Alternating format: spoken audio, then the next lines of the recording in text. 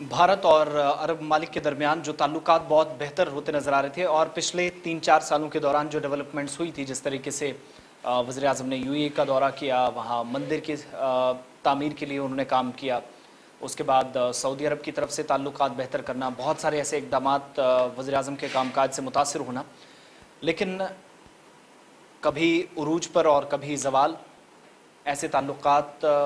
बहुत सारे ममालिक में देखे गए और बड़ी ताकतें इस तरीके से करती हैं, किसी एक की वजह से पूरा मुल्क नुकसान उठाता है। यही आज भारत के साथ हो रहा है और मौजूदा वक्त में कैसे भारत शायद परेशानी से, लाचारी से गुजर रहा है और जो ताल्लुकात अरब ममालिक के साथ अब जाकर कहीं लग रहे थे कि सस्टेनेबल हो रहे थे, बहुत ज़बरदस्त चीज़ें की जा रही थी कि इस लेवल पर पहुँचाया जाए जहाँ पर दोनों मुल्कों के अवाम के रवाबित आसानी से बहाल हों, तो वहाँ पर ऐसे कुछ फ्रिंज एलिमेंट्स कह लीजिए या सरकार में बैठे कुछ लोगों ने गलत किया, उसका खमियाजा पूरे मुल्क को भुगतना पड़ा। आप ये समझ गए होंगे इशारा किस तरफ है, सऊदी अरब और भारत। शुरुआत दरअसल कुछ और ममालिक से हुई, लेकिन सऊदी अरब के इत्तेहादी हैं, करीबी हैं, छोटे ऐसे ममालिक हैं जिन पर हाथ हमेशा से सऊदी अरब ने रखा है और शाह सलमान और उनके ख़ानदान ने रखा है। हुआ दरअसल ये है कि मुल्क के अंदर आपको पता है कि मौजूदा हालात के बीच एक बयान सामने आया है जिसमें पैगम्बर हज़ूर अक़दस सल्लल्लाहु अलैहि वसल्लम की जो जिस तरीके से उनकी शान में गुस्ताखी हुई, नाज़िबा कलिमात का इस्तेमाल किया गया जो किसी भी सूरत में बर्दाश्त नहीं किए जा सकते और बिलखुसूस मुसलमानों के जज्बात को मजरूह किया गया,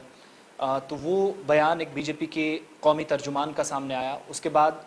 नुपुर शर्मा और नवीन जिंदल को कल ही मुअत्तल कर दिया गया सरकार की तरफ से या बीजेपी की आला कमान की तरफ से और डिसिप्लिनरी कमेटी ने एक्शन लिया, दोनों को बाहर का रास्ता दिखाया गया। लेकिन अपने जो कामकाज पार्टी के वो इस वक्त कर रहे थे वो भी फौरी तौर पर उनसे वापस लिए गए। एक चिट्ठी लिख कर इस पर वजाहत की, हालांकि बयान से थोड़ी दूरी ज़रूर बनाए रखी बीजेपी ने नुपुर शर्मा का नाम ना लेकर, लेकिन उसके बाद जो दूसरा लेटर गया उसमें बहुत सारी चीज़ें ये पता चली कि पार्टी की तरफ से किस तरीके से सख्त एक्शन लिया गया। नुपुर शर्मा ने बयान में भी वापस कहा कि अगर उनके बयान से उनका किसी को तकलीफ़ पहुंचाने का मकसद नहीं था, उनके मज़हब को लेकर भी बातें बड़े टीवी चैनल्स पे होती हैं, जब जवाब हम देते हैं तो इस तरह के हालात बनते हैं, लेकिन फिर भी अगर किसी को तकलीफ़ पहुंची है मैं माफ़ी चाहती हूँ, ये वो बयान वापस लेती हूँ। लेकिन इससे कुछ नहीं होगा क्योंकि मुल्क के अंदर या मुल्क के बाहर जो आग लगनी थी वो लग चुकी है और उसका रीज़न नुपुर शर्मा या नवीन जिंदल जैसे लोगों को माना जा रहा है जिनने ट्वीट्स करके, नवीन जिंदल भी बीजेपी के सीनियर लीडरान में उनका शुमार होता है, पहले सहाफ़ी कहलाते रहे ख़ुद को और उसके बाद बीजेपी के जो मीडिया इंचार्ज की हैसियत से उनने दिल्ली के अंदर जिम्मेदारी संभाली। अब जाकर क्या हुआ, बड़ी बातें ये कि इन 24 घंटों के दौरान अरब ममालिक ने एक तरह से ये है कि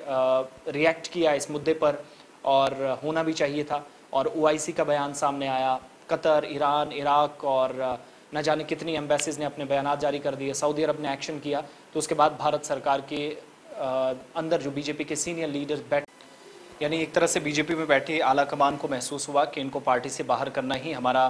फ़र्ज़ भी है और इससे माहौल ठीक भी हो सकता है। अब जाकर क्या हुआ, रिश्तों में कड़वाहट कहाँ से नज़र आ रही है, ईरान और उस साथ साथ कतर, कुवैत, पाकिस्तान, ओआईसी और इसके अलावा यानी इस्लामिक ममालिक की जो ताउन तंजीम है, ऑर्गेनाइजेशन ऑफ इस्लामिक कंट्रीज़, इसके अलावा सऊदी अरब की तरफ से भी न सिर्फ हमारे सफ़ीरों को तलब किया गया बल्कि उनके साथ साथ ट्वीट्स करके भी रिएक्शन आए और इंडियन प्रोडक्ट्स की इंटरनेशनल मार्केट में बॉयकॉट की खबरें भी काफ़ी ज़्यादा गर्दिश कर रही हैं। इधर ओआईसी के बयान पर